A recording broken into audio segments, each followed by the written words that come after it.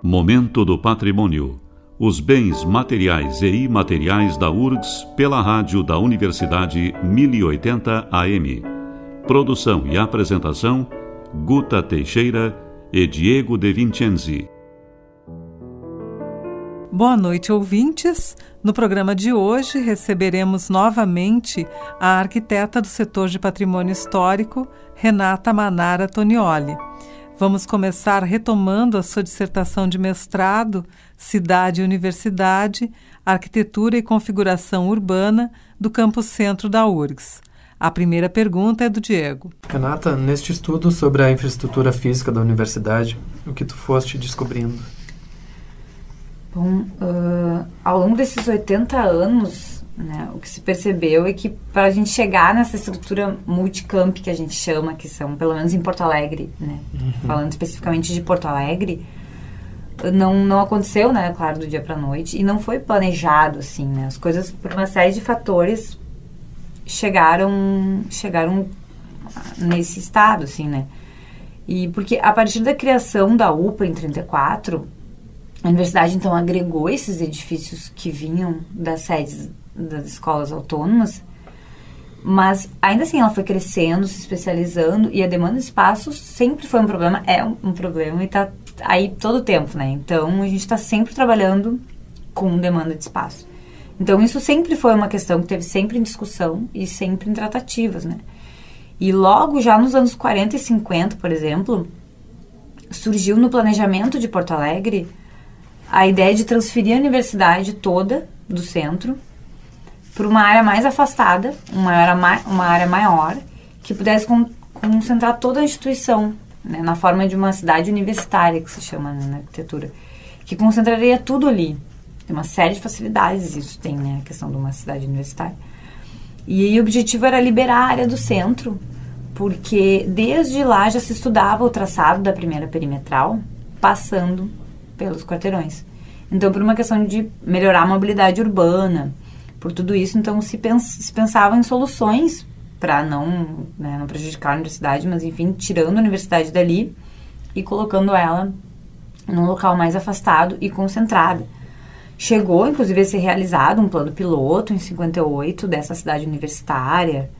Tiveram outros estudos que consideraram também a reserva de uma área quando estavam construindo o aterro da Praia de Belas para colocar a universidade lá, mas nunca se chegou num acordo, assim, nunca se chegou numa conclusão e o Campo Centro foi seguindo, né? Porque, claro, uma iniciativa do porte de uma cidade universitária é uma coisa muito grande, não é simples, depende de muitos fatores e no caso não era só construir a cidade universitária, era retirar a universidade do centro também, né? E nessa época, também, as gestões, elas tiveram que ir resolvendo seus problemas de espaço ao longo do tempo. As coisas foram acontecendo e pipocando. Por exemplo, a pedra fundamental do Hospital de Clínicas foi lançada em 1943 e iniciou ali o Campo Saúde, né? O próprio Campo Centro, já nos anos 60, recebeu uma densidade muito grande de edifícios novos que dificultavam cada vez mais abandonar esses campos para ir para um lugar único, né? Então, o campus olímpico, quando a educação física foi integrada à universidade no final dos anos 60, passou a ser mais um espaço da universidade na cidade. Então, tudo isso começou a pipocar e se tornou impossível simplesmente abandonar os demais campi, né? E o campus do Vale, então, que inicialmente foi pensado como uma cidade universitária, virou o campus do Vale e virou mais um campus da nossa estrutura, né? Então, o Campo Centro, ele sempre permaneceu, ele permanece com a questão da perimetral, porque o plano atual vigente, parece incrível, mas o plano diretor de Porto Alegre atual, vigente, mantém o traçado da perimetral sobre os quarteirões. Então, é uma coisa que ainda está por aí, apesar de, obviamente, né, a gente acredita que não vai ser executado dessa maneira. Foi executado o desvio, que é como a gente tem hoje, né, esse desvio. E todas essas coisas foram gerando essa estrutura multicamp que a gente tem, porque as necessidades foram acontecendo, as áreas foram sendo adquiridas, as gestões foram tendo que resolver os seus problemas, né. E nos anos 80, quando na reitoria do Francisco Ferraz, o reitor Francisco Ferraz, nos anos 80, as atenções estavam completamente voltadas para o Vale, que estavam sendo inaugurados os edifícios, estavam sendo as unidades mudando para lá, ampliando suas áreas, e nem por isso se parou de pensar no Campo Centro, né? Se criou nessa gestão o projeto Centro Cultural, que desviou até um pouco o foco que estava no campus do Vale, no novo campus na época, né? Para o Campo Centro, porque ele considerou que essas unidades que estavam sendo transferidas estavam desocupando espaços no centro, que poderiam então ser utilizados para outras coisas. E foram, nesse projeto Centro Cultural, tem uma questão toda de interação com a sociedade, que contribuiu também para o fortalecimento do Campo Centro, que dificultou ainda mais a execução dessa perimetral ou a transferência desses edifícios do centro, né? Gerando, então, essa estrutura que a gente tem hoje.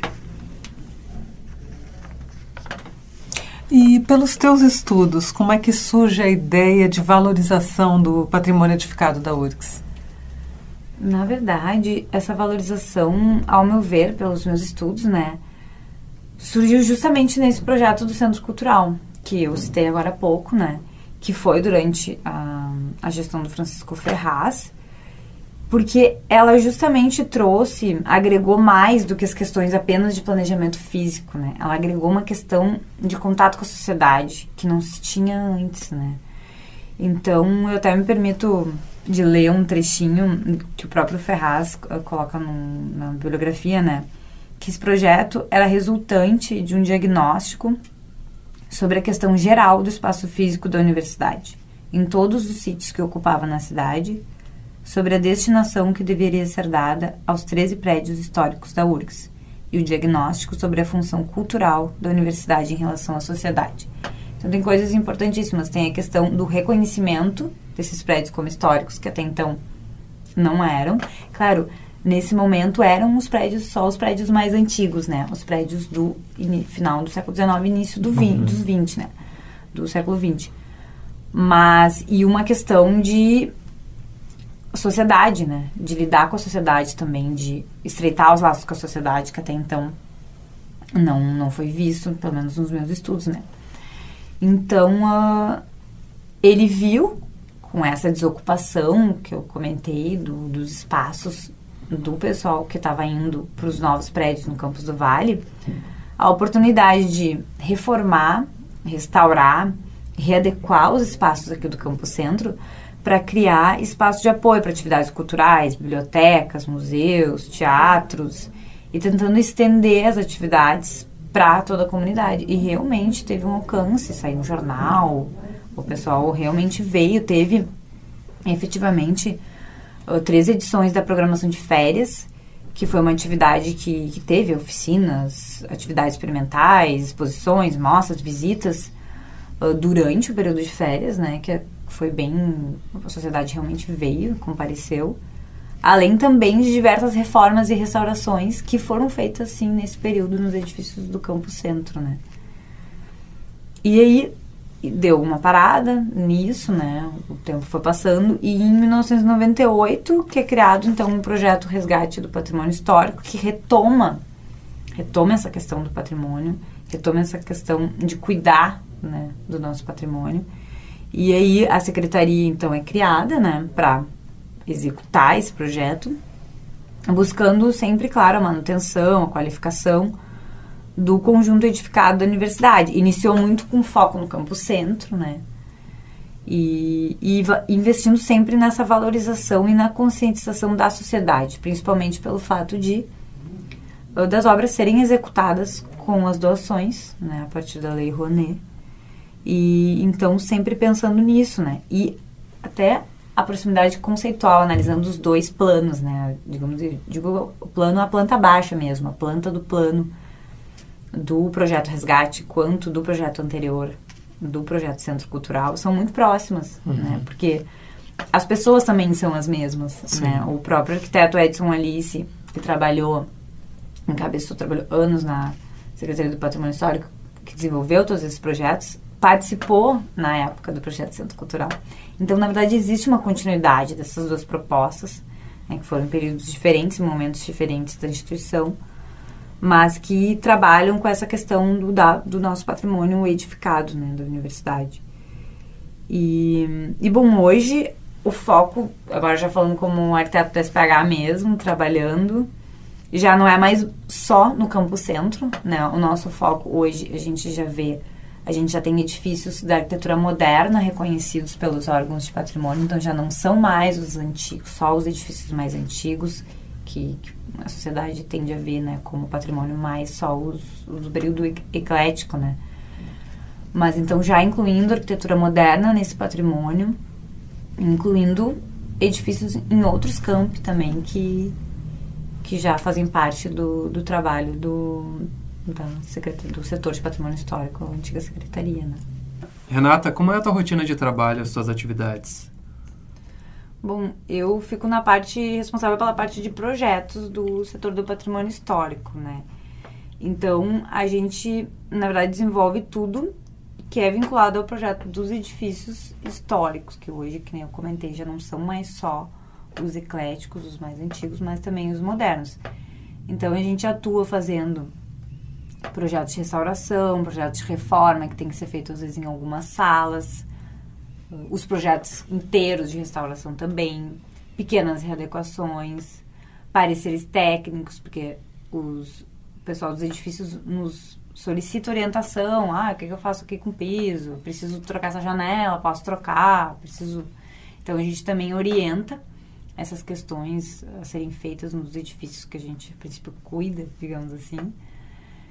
E é isso, a gente trabalha com bastante bolsistas também, que nos auxiliam, né? A equipe é muito boa, tem arquitetos, tem agora uma engenheira também que entrou para a nossa parte de projetos. Então, a gente segue desenvolvendo essas propostas, todas, claro, baseadas na parte de documentação histórica que a gente tem do prédio para poder fazer esses projetos, né? E também faz parte do processo do projeto de restauração, muito importante é o cadastro que a gente faz, o levantamento cadastral que a gente faz das edificações, que é um trabalho que envolve muito tempo, muitas pessoas, né? Que na verdade calca todas as nossas decisões de projeto são baseadas no levantamento cadastral que é feito. Então, quanto melhor o levantamento é feito, melhor o projeto vai ser feito, né? Então, também isso é uma atividade bem importante da parte de projetos, além de também dar suporte para a parte de obras, porque chega na hora da obra, alguma coisa aconteceu diferente, abriu a parede e a coisa não era como se pensava que era. Então, a gente também dá o suporte para a questão projetual que envolve a obra também, já mesmo depois que em obra ainda tem trabalho da parte de projeto em cima, né? O levantamento cadastral seria uma espécie de levantamento de todas as características do prédio. Isso, o levantamento cadastral, ele é um levantamento, tem uma parte métrica, dimensional, que é realmente levantamento de dimensões do prédio, das esquadrias, levantamento dos ambientes, tudo que tem ali a gente tem que levantar e medir, né? E também o levantamento patológico, que é o levantamento de patologias, de, enfim, filtrações, tudo aquilo que o edifício está sofrendo na passão do tempo, que a gente precisa corrigir no projeto, precisa ser levantado, ser mapeado, para a posterior intervenção poder reagir a essas questões, né? Bom, então, nós queremos agradecer a tua presença aqui. Imagina, que eu agradeço. Nós conversamos hoje com a arquiteta do setor de patrimônio histórico, Renata Manara Tonioli, que finalizou recentemente sua dissertação de mestrado intitulada Cidade e Universidade, Arquitetura e Configuração Urbana do Campo Centro da URGS. Este programa é uma realização do setor de patrimônio histórico da Superintendência de Infraestrutura, coordenador do projeto Resgate do Patrimônio Histórico e Cultural da URGS. Se você quiser mais informações sobre o projeto, acesse nossa página www.predioshistoricos.urgs.br ou entre em contato conosco pelo e-mail prédios.históricos@urgs.br.